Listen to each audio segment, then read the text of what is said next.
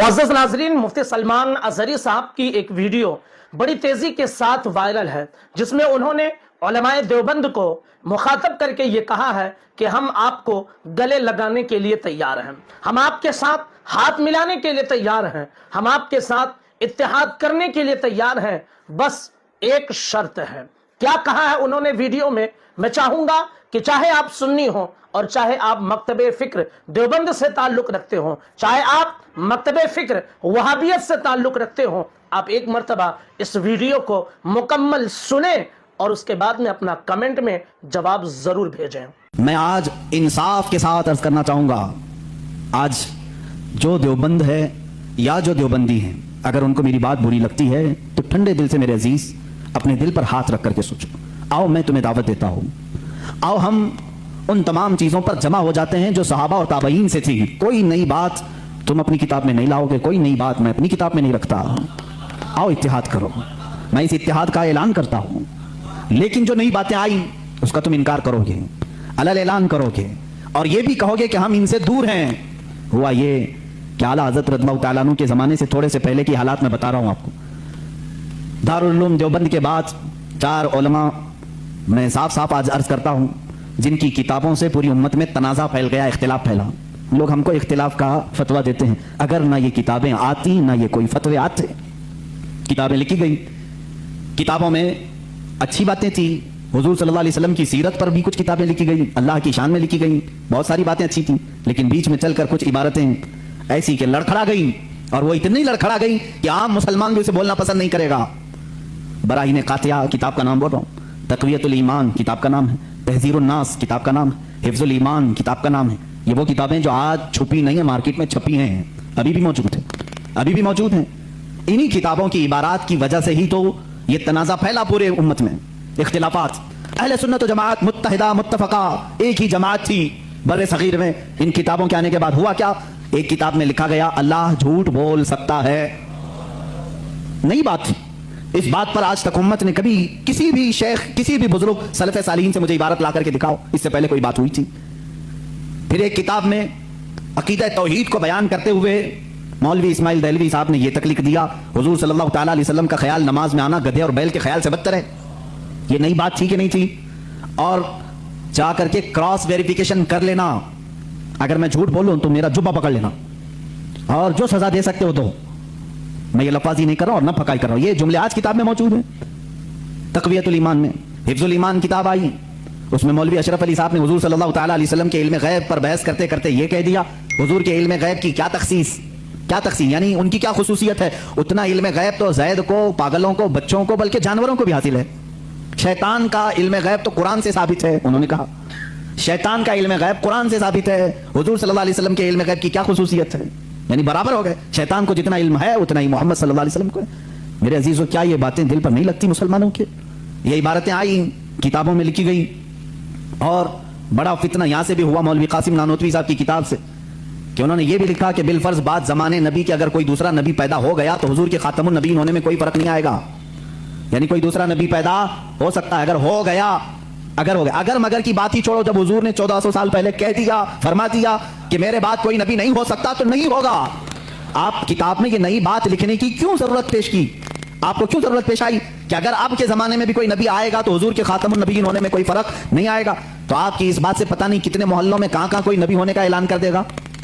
अजीज़ान इकराम वक़ार, ये किताबें पूरा का पूरा हिंदुस्तान एक खलबली मचा चुकी थी, कोहराम बपा था, तनाज़ात में घिर गए।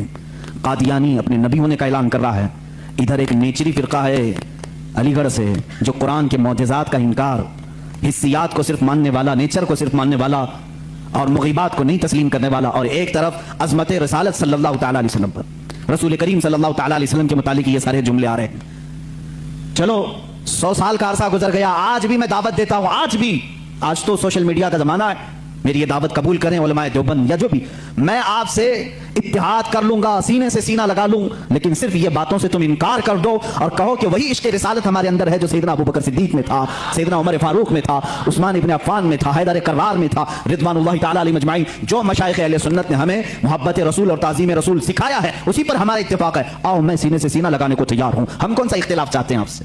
हम कौन सा इख्तिलाफ चाहते हैं? ہمارا یہ ایک بات یاد رکھ لیں, اگر میں آج نام لے کر کے کسی کو کہہ رہا ہوں تو صرف اس لیے کہ ہمارا دین ہی یہ کہتا ہے جو ان سے نا آشنا ہو اس سے ہمارا کوئی تعلق بھی نہیں. ہمارے رشتے ناطے اگر ہیں تو صرف عظمت رسالت سے جڑے ہوئے ہیں. جو نبی کا ہے وہ ہمارا ہے. اسی لیے سرکار مرشدی پیر و مرشد تاج الشریعہ رحمۃ اللہ تعالی علیہ نے فرمایا ہے, نبی سے ہو جو بیگانہ اسے دل سے جدا کر دیں. نبی سے ہو جو بیگانہ اسے دل سے جدا کر دیں. پدر مادر برادر جان و مال ان پر فدا کر دیں. اسی وقت ایمان کو پہنچو گے, اسی وقت ایمان کو پہنچو گے. اب یہ حالات میں بتا رہا ہوں آپ کو, انڈیا کے, ہندوستان کے, اکھنڈ بھارت کے حالات, مسلمانوں میں تفرقہ پیدا کیا انگریز, اور انہوں نے اپنے مال, اپنی حکومت, اپنی سلطنت کو پھیلانے کے لیے, بہادر شاہ ظفر کا قتل ہو چکا تھا. اس کے بعد علماء حق نے محسوس کر لیا کہ انگریز درمیان امت تفرقہ ڈال کر اپنی کرسی سنبھالنے کی کوشش کر رہا ہے.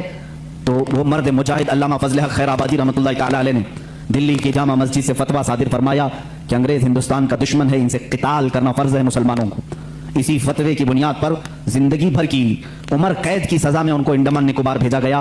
وہیں پر ان کی وفات ہوئی. آج مزار بھی ان کا جزیرہ انڈمان میں ہے. مولانا کفایت علی کافی رحمۃ اللہ تعالی علیہ, جو 1857 کی یہ جو غدر ہے اس کے بعد کے علماء اہل سنت کی بات میں کر رہا ہوں, انہوں نے محسوس کر لیا اسی زمانے میں کہ انگریز نے فرقہ پیدا کر دیا ہے. کچھ علماء اس کی بولی بول رہے ہیں. ظاہر سی بات ہے, یہاں کچھ علماء جو مدرسہ بنا رہے تھے ان کو ماہانہ مشاہرہ مل رہا ہے انگریز حکومت سے. علی گڑھ کو پاؤنڈ آ رہے ہیں انگلینڈ سے, اور دیگر علماء کو پاؤنڈ آ رہے ہیں, اور یہاں جو علماء ان کی ان خرافات کو بیان کر رہے ہیں ان کو پھانسی پر چڑھایا جا رہا ہے. مولانا کفایت علی کافی رحمۃ اللہ تعالی علیہ, جن کے اعلیٰ حضرت بھی بڑی عزت فرمایا کرتے تھے, وہی کفایت علی کافی جنہوں نے اپنی ایک نعت میں کہا تھا, کوئی گل باقی رہے گا نہ چمن رہ جائے گا, پر رسول اللہ کا دین حسن رہ جائے گا. اطلس و کم خواب کے پوشاک پہ نازاں نہ ہو, اس تنے بے جاں پہ خاکی کفن رہ جائے گا. یہ جو نعت انہوں نے لکھی تھی اس وقت جب آپ کو پھانسی کے پھندے پر چڑھایا جا رہا تھا. یہ مولانا کفایت علی کافی. پھر مولانا عنایت احمد کاکوروی رحمۃ اللہ تعالی علیہ, جن کو جیل کی سلاخوں کے پیچھے انگریزوں نے بند کیا. اس ایک عالم ربانی نے پتھر کی ٹھیکری سے دیواروں پر پوری علم الصیغہ کتاب لکھ دی تھی, جو آج بھی عالم کورس کی کتاب میں پڑھائی جاتی ہیں. عزیزان گرامی وقار, اگر انگریز کو علماء سے محبت تھی اور وہ مدرسے کی سنگ بنیاد میں آ رہے تھے تو ان علماء کے ساتھ وہ کالا پانی کی سزائیں اور موت اور پھانسی کی سزائیں کیوں دے رہے تھے؟ آپ سمجھا کریں, کچھ علماء کو وہ شہید کر رہے تھے اور کچھ علماء کو وہ پیسوں سے پال رہے تھے. یہ حالات بڑے دیگرگوں تھے, امت میں تفرقہ اختلافات آ چکے تھے. اب یہ وہ زمانہ تھا, نیچریت اپنے پاؤں پھیلا رہی ہے, قادیانیت اپنے پاؤں پھیلا رہی ہے, دہریت اپنے پاؤں پھیلا رہی ہے, اور ایک طرف غیر مقلدیت بھی اپنے پاؤں پھیلا رہی ہے. ہندوستان کی سرزمین جو اہل سنت و جماعت کا کہوارہ تھی, اولیاء کا مرکز تھی, یہ خواجہ ہند کا ہندوستان تھا, یہ محبوب الہی کی وراثت کی زمین تھی. یہاں صابر کلیری کے مجاہدات تھے, یہاں بابا فرید کے نغمے تھے, یہاں پر اولیاء کاملین کا گلشن تھا. یہ تمام صوفیاء کاملین کے پروردہ مریدین کا ایک عظیم گلستان تھا. اس گلستان کو کئی انگریزوں نے اپنے پاؤں سے کچلنا شروع کیا. اس میں خزاں آنے لگ گیا. اس حسین گلدستے میں, ہندوستان کے گلدستے میں پھول مرجھانے لگے. نیچریت کا غلبہ آیا ہے, وہابیت کا غلبہ آیا ہے, قادیانیت کا فتنہ سر ابھار رہا ہے, الہاد و بے دینی کا فتنہ سر ابھار رہا ہے. اب ہندوستان کی سرزمین پر ایک ایسے مرد قلندر کی ضرورت تھی جو موسیٰ کا جلال لے کر فرعون کے مقابل میں آئے, جو ابراہیم کی ثبات قدمی لے کر کے نمرود کے سامنے آئے. اب ایک ایسے مرد قلندر کی ضرورت تھی جو صدیق کی صداقت اپنے سینے میں رکھتا ہو, فاروق اعظم کی عدالت اپنے سینے میں رکھتا ہو, عثمان ابن عفان کے حلم و بردباری اپنے سینے میں رکھتا ہو. ہندوستان کو اب ایسے مرد قلندر کی ضرورت تھی جو حیدر کرار کی شجاعت بھی رکھتا ہو, غوث اعظم کا نائب ہو, خواجہ ہند کا وارث ہو. اللہ رب العزت نے ہندوستان کے سنی مسلمانوں پر وہ احسان عظیم فرمایا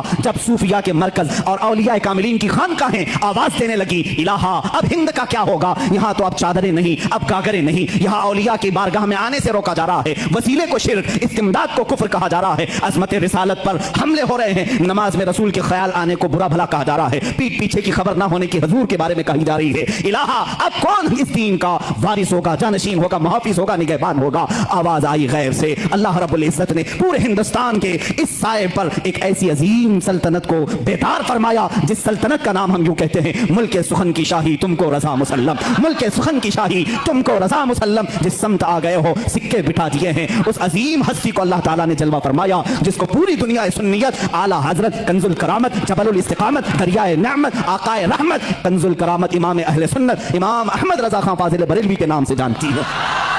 اسی لیے میں نے کہا احمد رضا کا تازہ گلستان ہے آج بھی, خورشید علم ان کا درخشاں ہے آج بھی, سب ان سے جلنے والوں کے گل ہو گئے چراغ, احمد رضا کی شمع فروزاں ہے آج بھی. عزیزان گرامی, اس امام اہل سنت فاضل بریلوی کی جس گھر میں ولادت باسعادت ہوئی وہ عام گھرانہ نہیں تھا, علمی گھرانہ تھا, بزرگوں کا گھرانہ تھا, تقویٰ